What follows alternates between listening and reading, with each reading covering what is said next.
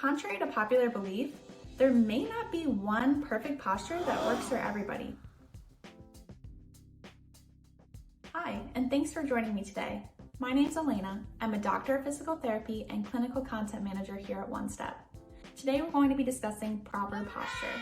But before we get started, don't forget to subscribe to our channel, that way you can stay up to date with our new videos as they come out. If you've ever been to physical therapy for neck or for back pain, you've likely heard the term proper posture. Posture is an important topic to discuss because it can be a source of pain for many people. Throughout our day, it's easy for us to put ourselves in postures that may cause pain, spending time on our phones, typing on the computer. It's very frequent. So what exactly is proper posture? Contrary to popular belief, there may not be one perfect posture that works for everybody.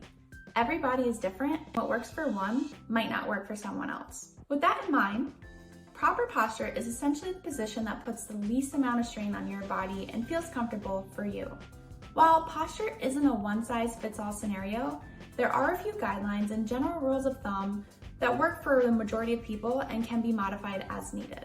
First, we'll start at the hips because they're the foundation of your posture in sitting. So you want your weight to be evenly distributed on both hips. You can kind of rock back and forth to get a better feel for it. And then you want to end up somewhere right in the middle. You want your spine to be in a more neutral position. So avoid overarching and over slouching. Both extremes can be a source of pain. Next, we move on to our shoulders. You want your shoulders to be in line over your hips, and you want to make sure that they're pulled back, just how mine are. So we're not rounding in the front, causing unnecessary tension. We want to bring them right back up here. You want to keep your ear over your shoulders and avoid jutting your chin out like so and allowing your head to lean forward. Likewise, you want to avoid looking up or looking down.